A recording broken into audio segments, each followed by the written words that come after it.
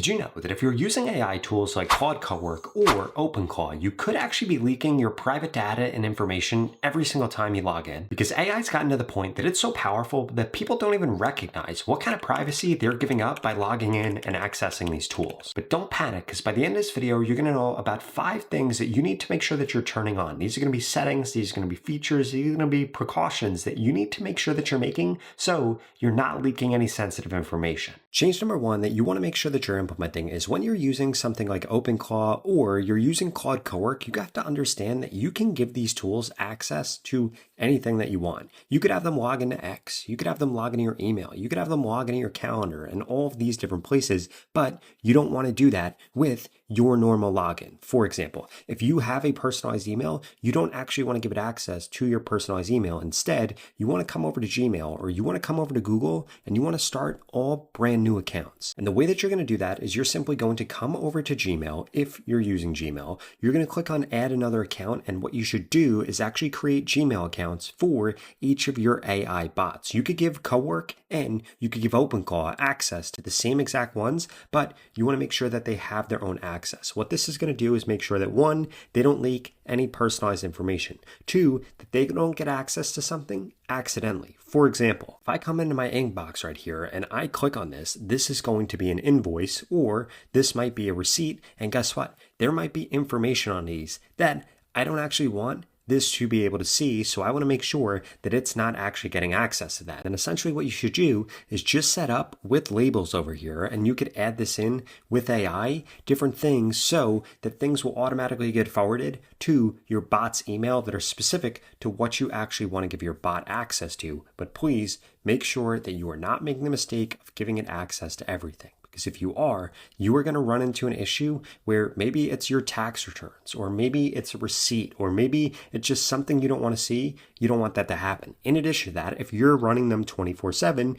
you don't want it to be able to email people on your behalf. Instead, what you want to happen is you actually want to come in here and you want to create a skill so that it understands that every single time that it emails somebody, that it should CC you on the email, and it should be very transparent that it's the bot emailing anybody, not you actually doing it. Change number 2 is you need to make sure that you're using a decentralized VPN that rotates IPs and uses peer-to-peer routing. Because here's the reality that most people don't understand. If you're using a normal VPN right now, when you're accessing AI tools, a lot of them are going to end up getting blocked and they're basically going to be ineffective. Because most AI platforms are actually trained to detect traffic that's coming from a traditional VPN. And if your IP address looks like it's coming from a data center or a flagged network, this can get you rate limited, region blocked, soft restricted, or completely locked out. And that's why I would never use a standard VPN when you're working with AI. And here are the 3 biggest advantages that you're going to get from using a decentralized VPN. 1, you're going to be able to bypass different region restrictions. So if some tools or some features are only available in certain regions, you could get early access to it no matter where you live. 2, you could use AI tools a lot more freely when they're not so focused on where you're located. And 3, you're going to eliminate a single point of failure because no longer are you worried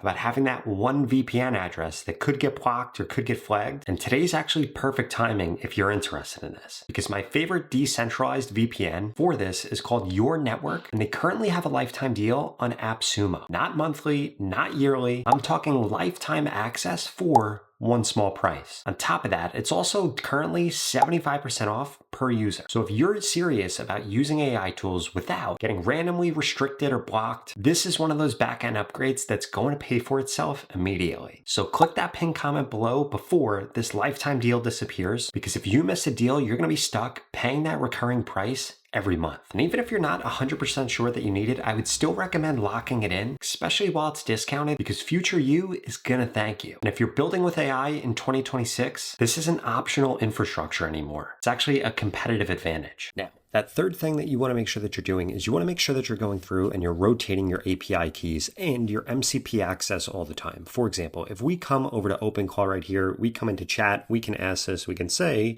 do you have access to my Zapier via MCP? And then what this is going to do is this is going to go ahead and say, yes, I have access, and it might even tell me what tools this actually has access to. Now, this could be worrisome, right? Because let's say somebody gets access to this and I don't want them to actually have access to this. And we can actually see this right here. So yes, there's 3 servers. I have access to vidIQ. I have access to this. I have access to Zapier. This gives me 27 different tools. One of them's healthy. 2 require auth. Now, what we can actually do is if we come over to Zapier's MCP, we click on connect right here, guess what? I can actually go through and I can rotate this whenever I want. And if I click rotate on this, it then is going to take away the access from my Openclaw. So if you ever lose access to your Openclaw or one of your AI tools, you could go into anything that has an MCP, allow it to actually rotate, or anything that has an API key, you could do the same exact thing. For example, let's say you had your Gemini API key. You could literally just come over to Google AI Studio. You're going to click on Get API Key right here. And then over here, you would be able to create a new API key, or you could just rotate that. And essentially what you're doing here is you're making sure that one,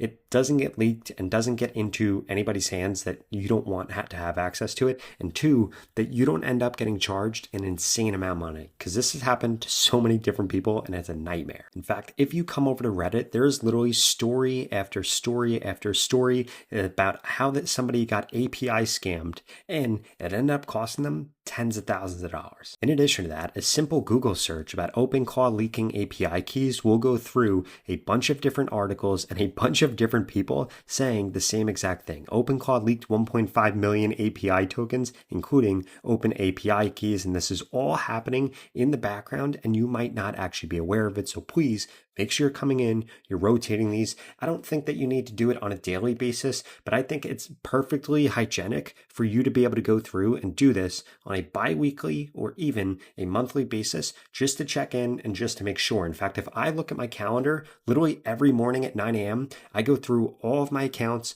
all of my MCP access, all of my APIs, and this is because I'm running a bunch of different AI tools, but I go through and make sure that there's no users that are charging me an insane amount of money, that nobody else has access, and that everything that's getting run through those APIs is actually coming from me. Now, in addition to that, you want to make sure that you are actually going through and you are not giving these apps just endless data to all of your information, because if you are, then they could be training on your information. Things could be getting leaked, and this might be trade secrets or things that you don't actually want out there. For example, let's say that we come over into Gemini right here. If we come into activity, we could see under here that we could turn this off and we could begin to delete activity so that Gemini isn't actually using our information. Or if we come over here, we could see improved Google services with your audio and Gemini live recordings. If you have this checked, you can see that I don't have it checked. This literally goes through and gives them all of your audio, all of your live recordings. And guess what? You probably have the same exact thing active on your email. If you come into your settings on your emails, check this out. Smart features right here. Look at what this actually says and what the fine print says here. Turn on smart features in Gmail, Chat, and Meet. When you turn on this setting, you agree to let Gmail, Chat, and Meet use your content and your activity in these products to provide smart features and personalize your experience. And guess what? This is probably happening across every app that you are interacting with that has anything connected to AI. So everything you have on Google is doing this. Everything you have on ChatGPT is doing this. Everything you have on Claude is doing this. You want to make sure that this isn't happening, and a simple search will tell you how to turn all these things off. Now, that other thing I would strongly suggest that you do is use a smart redactor feature where you can actually go through and redact things. Now, I'm not necessarily endorsing this one right here. Doing a simple Google search will show you a bunch of AI redactor tools. Ideally, you want to use a free one, but you want to make sure that you're redacting any information that you're going to be uploading into these platforms. For example, let's say that I come into my finders right here. I come into some downloads. Let's say that I am going to upload this sheet right here, right? This ads data. I would first want to go through before I upload it and make sure that there is no sensitive information in there, because you do not want to give these LLMs, you do not want to give Openclaw, you do not want to give Claude CoWork or any of these tools access to anything that you don't want them to have. This could be your bank statements. This could be your credit card statements, because your credit card number might be on there, or information that you don't want to be public might be on there, or tax returns. Maybe you're filling out a lease. There are tons of different things. And essentially what you could do is you could go through before you actually upload these things into OpenClaw or into Gemini, and before you actually give it access to these things, you want to make sure that you're creating a red folder, which is basically just an alert folder where before anything ever gets uploaded, you actually check it to make sure that you've redacted all the information that you don't want everybody on the internet to have. Now, if you enjoyed this video, I would strongly suggest you check out this video right here that walks you through 7 other AI tools that I personally can't live without.